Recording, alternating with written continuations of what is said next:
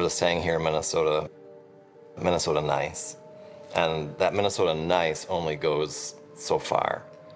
And Heidi Firkus, she went all the way. She was genuine, and she loved deep. She definitely lived a life of love. That was the mark that she left. And that's hard to let go. This is a terrible, terrible incident. We're hoping to find other physical evidence that might help us, lead us in a direction toward a suspect. The morning of April 25th, 2010, at 6:30 a.m., Heidi Firkus calls 911. Someone's trying to break into my house. She tells the State Patrol dispatcher that someone is trying to break into her house, and she's trying to give her address. 1794 Minnehaha Avenue. While she's on the phone, you can hear a loud noise, and the phone goes dead. Well, I don't know where she went there. Approximately a minute later, Nicholas Firkus calls 911, says that he and his wife have both been shot.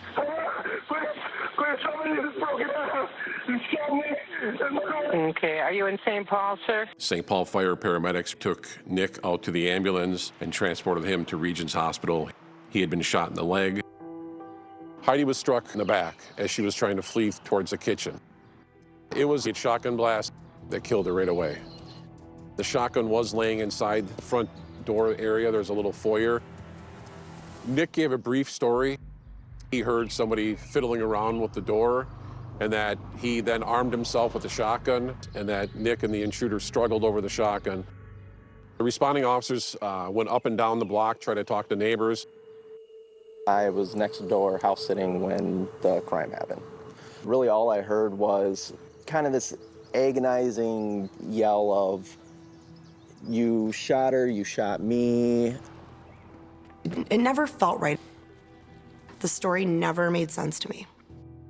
He tells investigators that he grabbed a shotgun, loaded it with 2 shells, and then proceeded to have Heidi go down the stairs in front of him towards the very door that this alleged burglar was at. Why you would send the unarmed person down in front of you is beyond me.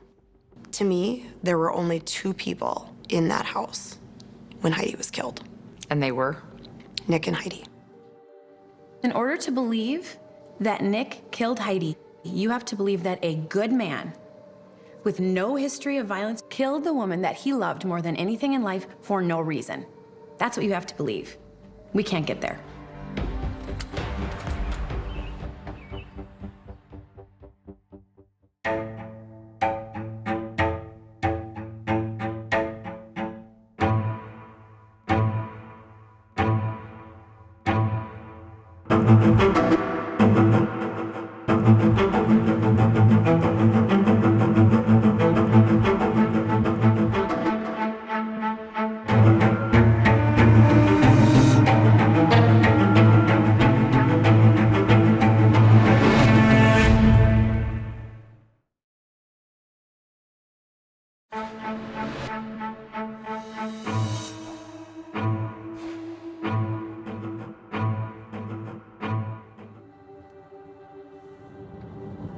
Well, this area of St. Paul, where Heidi and Nick Firkus lived, I would characterize as generally a quiet neighborhood.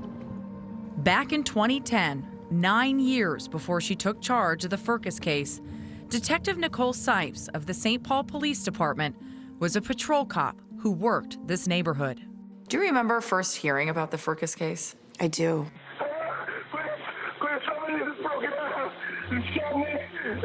Okay, are you in It was St. Paul, early sir? on a Sunday morning. The 911 call was at 6:30. Nick Firkus's story of a burglar didn't make sense to Sipes. Most people are home at 6:30 on a Sunday morning, especially in a family neighborhood like that. The last thing that most burglars want to encounter are people. Did police ever have any luck tracking down the intruder that Nick described?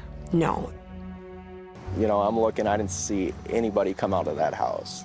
Brandon O'Connor was house sitting next door to the Firkuses and taking care of kittens. I was woken up by the kittens, kind of walking around. Some noise caught my attention, so stuck my head out the window, kind of listened. Brandon says he recalls hearing a muffled argument coming from the Firkuses' house, listening through an open window. That's when I ended up hearing what sounded like gunshots. Around this time, Brandon said he also heard that voice crying out.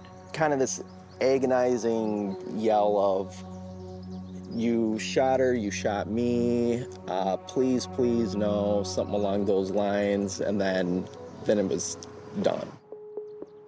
First responders rushed to the scene. There was nothing they could do for Heidi. She was pronounced dead. Nick was rushed to the hospital and treated for a grazed gunshot wound to his leg. He seemed not to be sure whether or not Heidi had been killed. Like I said, we'll do our best to find out how Heidi's doing, please.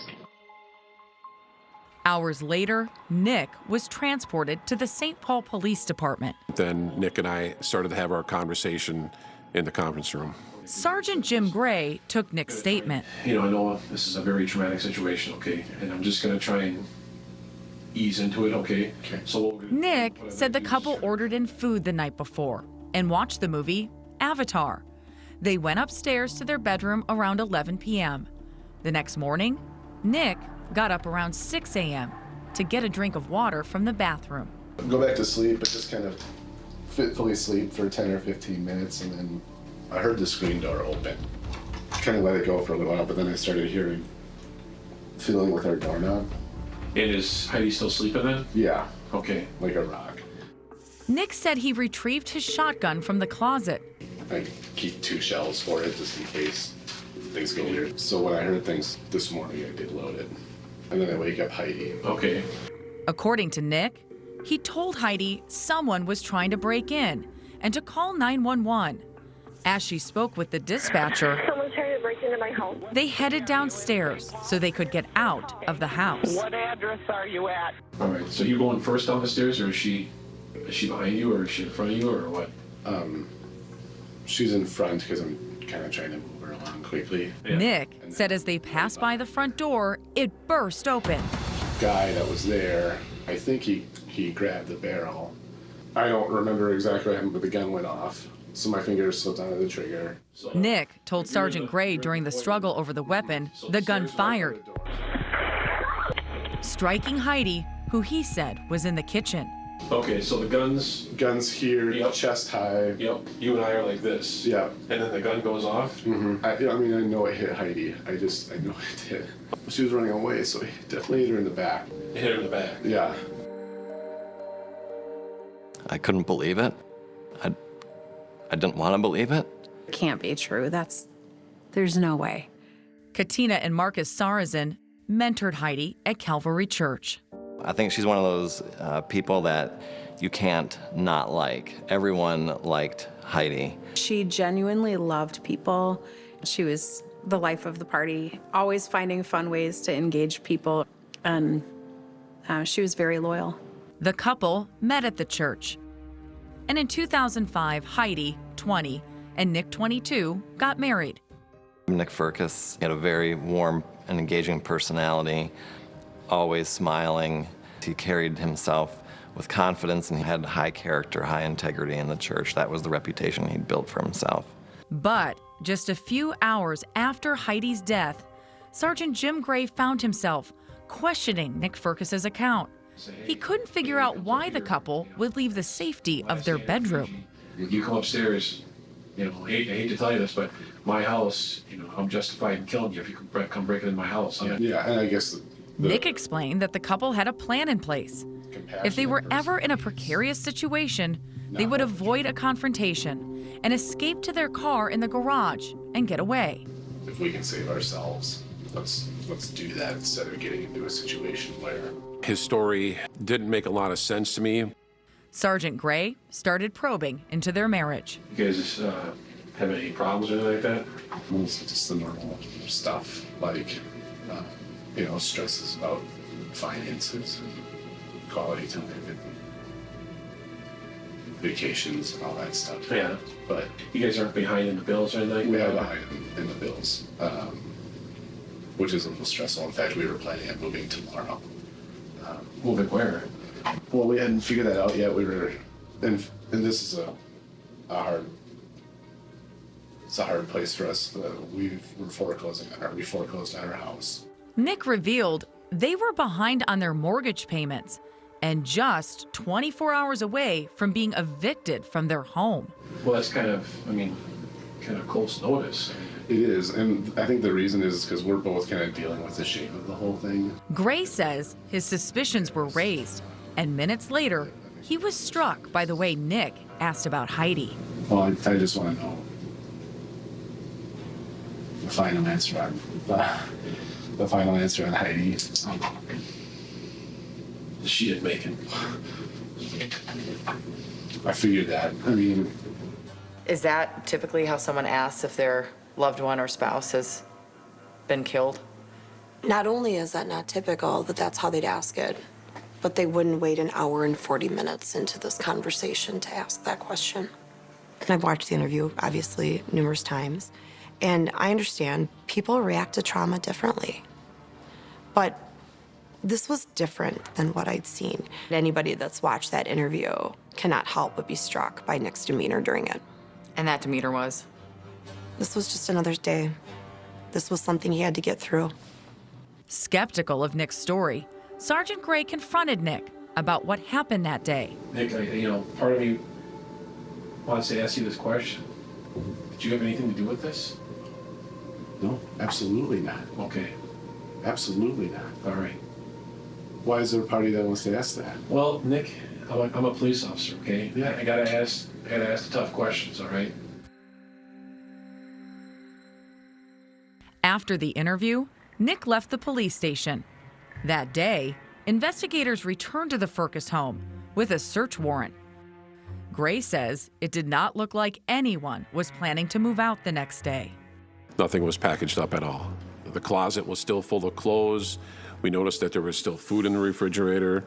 And there was something else that investigators questioned. We didn't see any signs of forced entry into the house. Based off of the physical evidence at the scene, his version of the incident couldn't be plausible. What do you think of Nick's story about the intruder? Chat now on Facebook and X.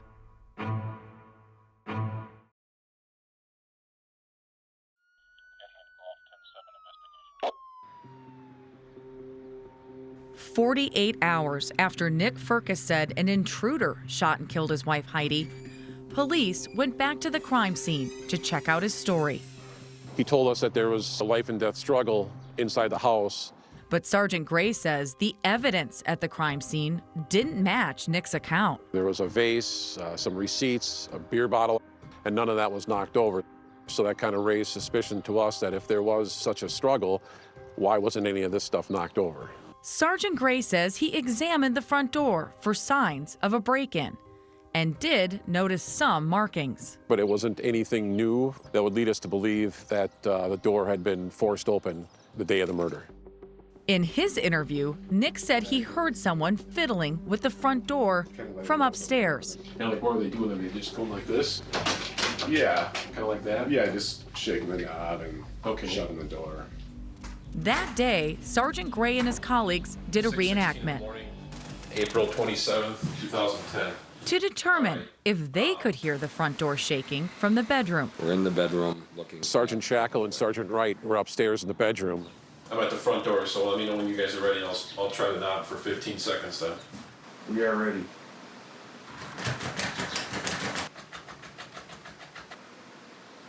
They could not hear me fiddling with the door. All right.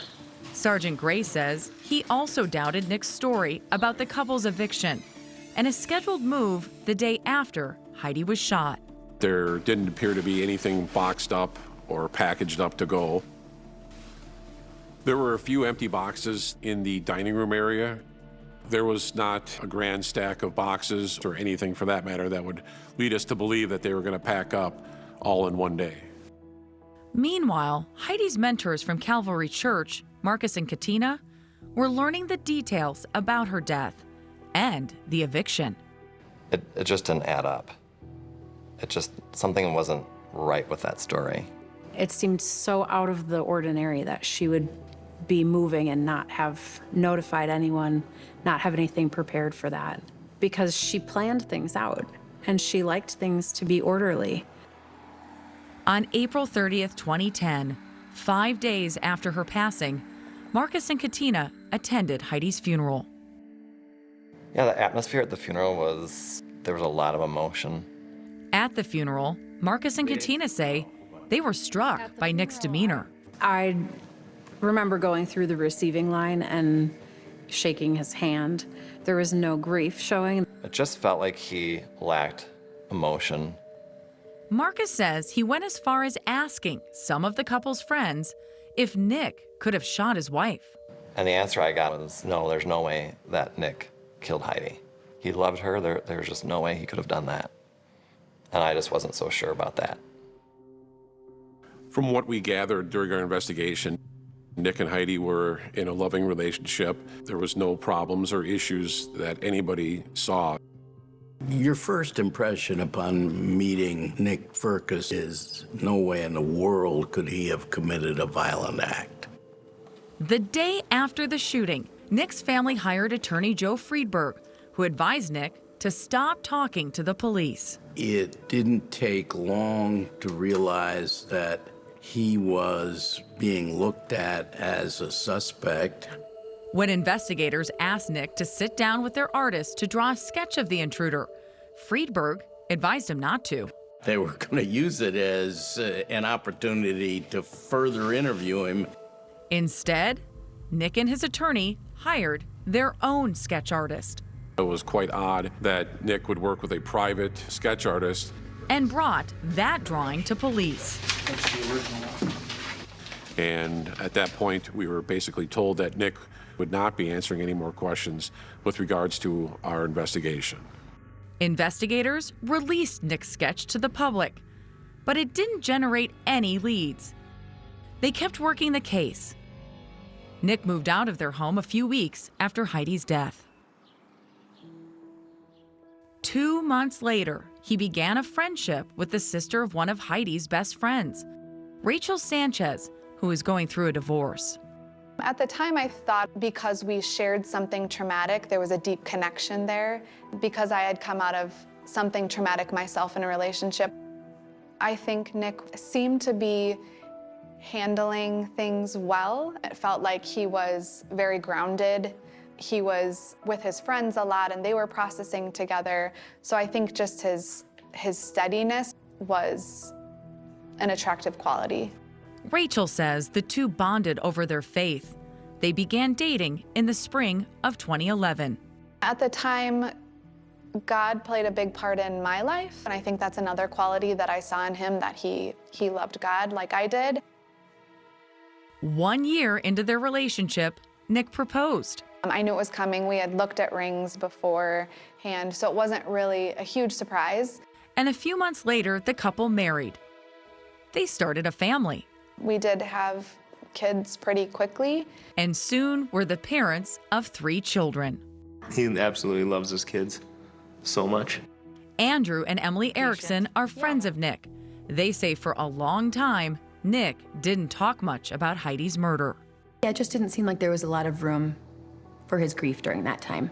But they say when he did talk about it, his story was always the same. What did he tell you? Same thing he's always told everyone from the first day, same thing he'd tell you today, that someone was breaking into the house and they were gonna try to get out, and there was an altercation, and tragically Heidi was killed. Investigators still did not believe that story. But 5 years after Heidi's death, with little movement in the case, they finally got a break. Someone called in a tip. There was somebody that looked exactly like the sketch. And put a name to Nick's sketch. Somebody called, said, I have an experience with this guy. I think I know who it is.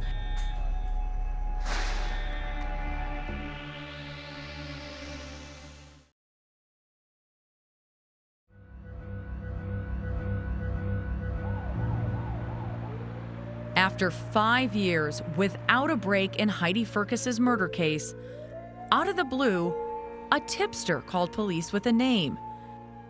After seeing this sketch of the suspect, but there was a problem, says investigator Sipes. He was already in prison on the date of Heidi's death. Nick's second wife, Rachel, says her husband rarely talked about the case being solved. But I had asked him, are you gonna put effort into seeing if you can find the person that did this? He didn't reach out to anyone as far as I know.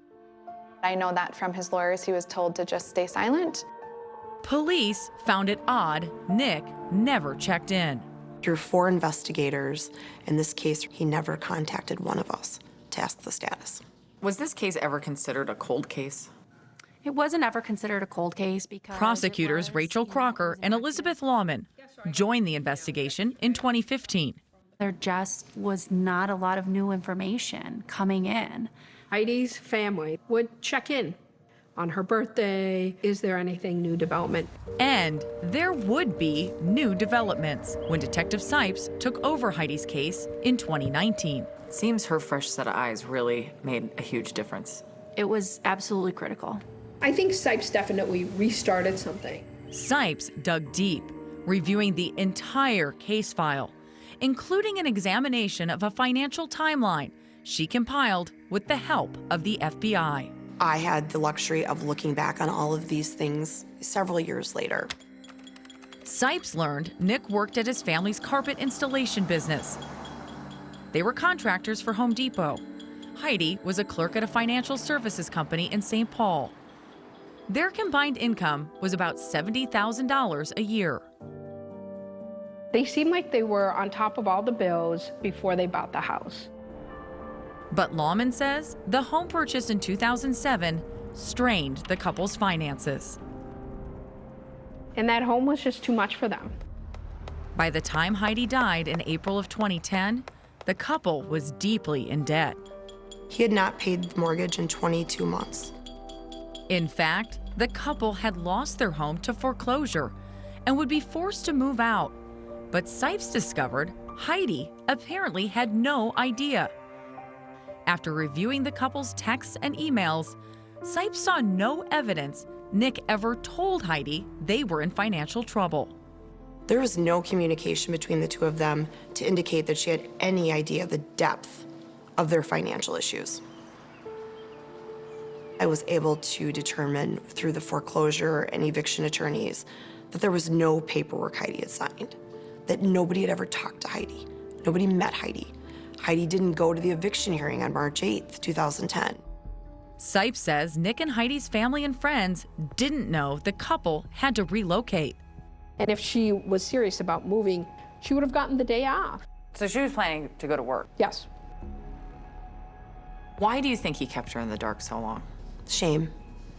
I believe he was concerned about the shame of what he had done, how it would look, that he couldn't come clean with her. You know, it had gotten too big at that point. And when Sipes talked to the couple's friends, she learned why Nick wanted to hide their financial situation. He was described by his friends as being wise and being the person that they would go to for advice. Nick Firkus really presented as somebody who had some of those bigger, tougher life questions figured out. What kind of person do you want to be? What kind of relationship do you want to have with God? What does that tell you as you're investigating the case and you see someone in that type of personality? It just became easier to see that this was someone who did not want his friends, his family, to know the extent to which he had failed. Sipes says she discovered more of Nick's lies when she learned about a conversation Heidi had with a friend just the day before she died. Heidi had talked to us about how Nick had told her that they were victims of identity theft. It was somewhere around $180,000 to $200,000 worth of identity theft. Wasn't true. They weren't the victims. This was all untrue. But as Sipes tried to figure out if there was a connection between Nick's lies and Heidi's death, she learned Nick and Rachel had divorced. I remember very well when Nikki Sipes came to my door. And that Nick had also kept secrets from her. Did Rachel ever say anything about why their marriage dissolved? She did. There were financial issues between the two of them. Nick was lying about a lot of things. This is a story that's happened before and it didn't end well. That terrified me.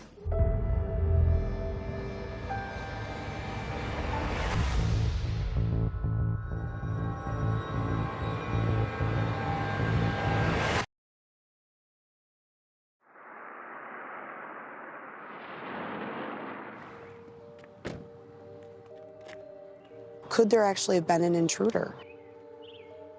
After spending 19 months digging deep into the Firkus case file, reviewing crime scene photos, 911 calls, Do you remember what he was wearing? and Nick's video interview, She was running away, so he definitely hit her in the back.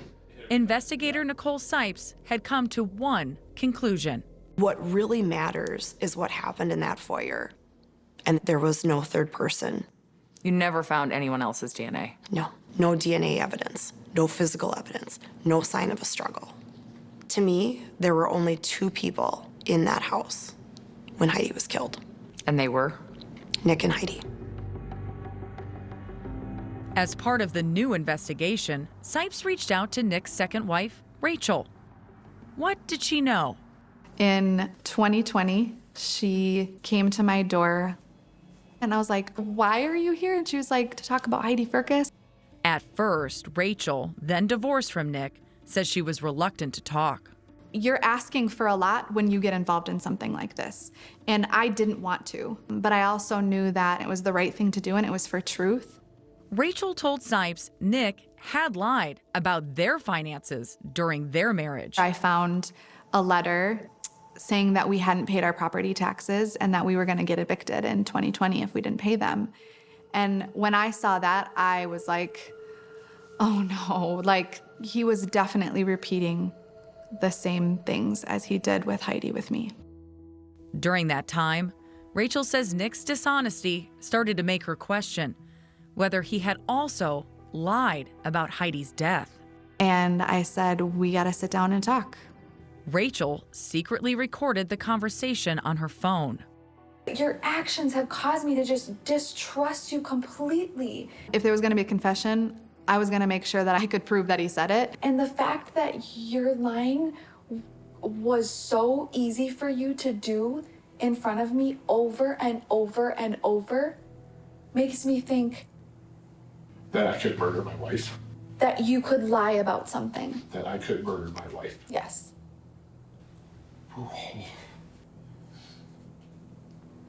When I listen, I think this silence kills me. He's angry at me. How dare I think those things? Why aren't you saying you didn't? Tell me I'm not right. Rachel later shared the recordings with investigator Sipes. The behavior that he exhibited in his marriage with Rachel was almost duplicative of how he hid things from Heidi. We cannot let this man be out on the street any longer. For prosecutor Elizabeth Lawman, the time had come to act. I told Sergeant Sipes, we're charging him. Let's do it. 11 years after Heidi was shot to death, on May 19, 2021, a St. Paul police SWAT team arrested Nick Firkus at his house and charged him with second-degree murder. A grand jury ultimately indicted Firkus on first- and second-degree murder charges. Our minds were absolutely blown. Heidi's friends, Marcus and Katina, were relieved. It's hard to say. I don't know what emotion you even put to it. It's hard to say excited. Yeah, I felt grateful. We don't understand. Nick's friends, Emily and Andrew. You have to believe that a good man with no history of violence killed the woman that he loved more than anything in life for no reason. That's what you have to believe. We can't get there. After remaining free on bail for almost 2 years, on January 27, 2023, Nick Firkus went on trial. Prosecutors would not be allowed to call Nick's second wife, Rachel, to testify or use her taped conversation with Nick. The judge ruled her testimony and the recording had no bearing on the case. I went into it with an open mind. Natalie Michael served on the jury. Did he appear like a man who would kill his wife? No, he did not. A lot through the trial, he was putting his head down. When they showed the photos of the two of them together, he seemed like he really was in love with her. I think Nick was someone who lived two lives. Prosecutors presented an unusual motive. They told the jurors Nick Firkus staged a burglary because he was desperate and ashamed. His secrets were about to be revealed to Heidi and everyone else. All of his kind of cards of lies are about to crumble. He would have been exposed as a complete failure, a liar to his friends and community, and instead, he's a victim.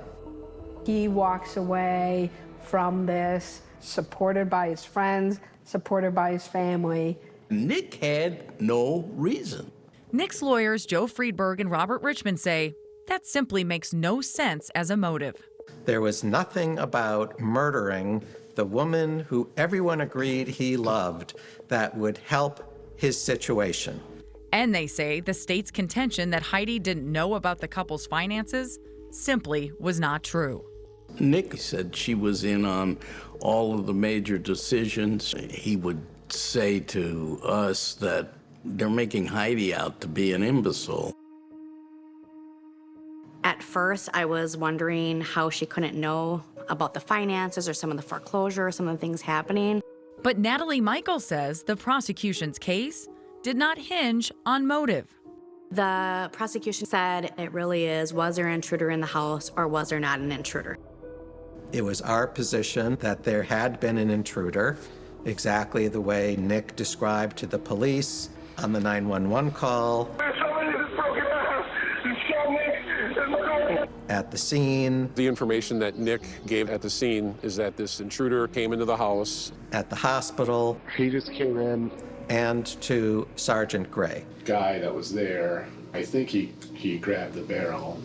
Nick's lawyers say police didn't find the intruder's fingerprints or DNA at the scene because, as Nick told investigators in his interview at the hospital, What else can you describe from him? the intruder was wearing gloves. Gloves. He's wearing gloves. You don't always leave DNA, and especially when your hands are covered. So what am I looking at here? But prosecutors say there was something else missing from the scene besides fingerprints. This is a physical model to scale that was created by the FBI. They used this model to show the jurors there was no evidence of a struggle. I felt that it was very important for us to be able to recreate how small that entryway is. Let's say the intruder gets in, they have this struggle. And they have this life and death struggle right in this area with nothing disturbed. On the table. Exactly. And then Heidi gets shot square in the back in a very clear shot. This animation, created by the FBI, shows that the bullet that killed Heidi was most likely shot from shoulder level. The height at which Heidi is shot fits exactly on Nick's shoulder to aim and to fire. Nick's attorneys say there was direct evidence that showed there was an intruder. In fact, there were tool marks in the door, which would be consistent with someone wedging a screwdriver between the frame and the door. Attorney Joe Friedberg says Firkus's next-door neighbor, Brandon O'Connor, testified he heard a voice. You shot her, you shot me, please, please, no, something along those lines. That means there must have been another person in that house. Nick was talking to a third person when he said that. But prosecutors say Brandon may have misheard Nick while he was on the phone with the 911 dispatcher. He is screaming about being shot, and he did that over almost 7 minutes. Stay on the phone with me, okay? Nick Firkus did not take the stand. After an 11-day trial, the case went to the jury. If there's anything in this case, there's reasonable doubt. Yeah. See more evidence from the case at 48hours.com.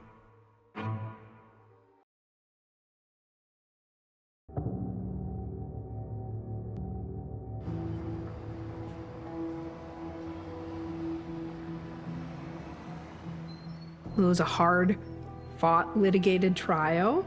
As the state and Nick Firkus's defense team presented their closing arguments on February 10th, 2023, we had great, we thought, circumstantial evidence that what Nick said happened did not happen. attorneys on both sides were hopeful the jury would make the right decision. It's not enough if you have a hunch. There was no direct evidence that Nick murdered his wife. In her closing argument, Prosecutor Crocker said Firkus shot Heidi while she was on the phone with the 911 operator. Someone's trying west. So that call does end with a very, very loud noise, and the call goes dead. And we believe that that's the gunshot. According to phone records, 65 seconds passed from that moment until Firkus made his 911 call. Crocker reenacted for jurors what she believed Nick Firkus did before he made that call. I walked over in the courtroom to roughly as far as Heidi would have been on the ground, crouched down, turned her over to check for a pulse to be sure that she was in fact deceased. Walked back over, picked up the firearm, and demonstrated how he could shoot himself and call 911. Where is the guy that shot you? At 65 seconds, there was more than enough time for all of that to happen. To prove their theory Firkus shot himself in the thigh, they point to marks left by shotgun pellets at the bottom of the front door. When he shot himself, we believe that Nick was about here. Just how you would brace yourself, probably against the door if you're doing it to yourself. Of his reasonable suspicion. But Firkus's attorneys challenged the 65-second time frame. Attorney Robert Richmond says phone records also show Firkus misdialed 2 numbers before getting through to 911, making it impossible to shoot himself. What they reenacted was 65 seconds, which was ignoring the 2 misdials, which happened at 38 seconds. The fact that we cannot find the intruder is not evidence that there was no intruder. And if anything, because of the next door neighbor, because of the tool marks, because of the 38 seconds, we feel that the evidence supports that there was an intruder. This isn't blind belief. Nick's friends Emily and Andrew were convinced the prosecution failed to prove Firkus was the shooter. We were open to hearing an inconsistency of what Nick said, but that didn't happen. On February 10th, 2023, the jurors got the case and in 5 hours returned with a verdict. My last text to Nick was, it has to be innocent. There's no way that they got to guilty this quickly. We rushed to the courthouse and we were so wrong. Nick Firkus was found guilty on 2 counts of murder, premeditated and intentional. I believe justice was served. Marcus and Katina were in the courtroom when the verdict was read. Justice may have been slow, but fortunately, the jury got it right.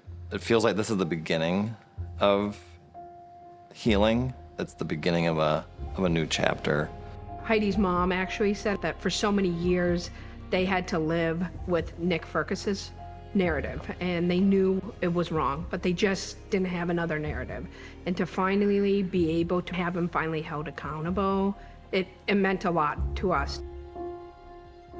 For Sergeant Sipes, there is still the mystery of what led to the couple's financial problems. We weren't able to definitively say what the money was spent on. Does that frustrate you? Greatly. I think it would help complete the picture for some people. On April 13th, 2023, Nick Firkus was back in court for a sentencing hearing and to hear victim impact statements. Growing up, Heidi was the quintessential little sister to me. Heidi's brother, Peter Erickson. Because of the lies we were told as early as the day after her murder, it's been virtually impossible to find closure to our grief. Firkus refused to admit guilt. I do maintain and will maintain to my dying breath my innocence of this crime. My body stands condemned to serve another man's sentence. But my soul remains free. Judge Leonardo Castro imposed the maximum sentence. It is the sentence of law and judgment of this court that you be committed to the Commission of Corrections for the remainder of your life without the possibility of release. Good luck to you, sir. Godspeed. My kids are always what I think of first. Firkus's second wife, Rachel. They lost in this too, because one day they had a dad that they thought was somebody, and the next day he's not that person anymore. She often thinks about Heidi too. I like to think I have a connection with Heidi. She didn't get to have the voice that I have now, and so I can only hope that my voice is something she would be proud of. Heidi was a genuine, loving, sincere young woman who wanted to live life to the fullest. She wouldn't want people to become bitter or angry because of what she had to experience. I think that Heidi would want people to choose to love, regardless of circumstances.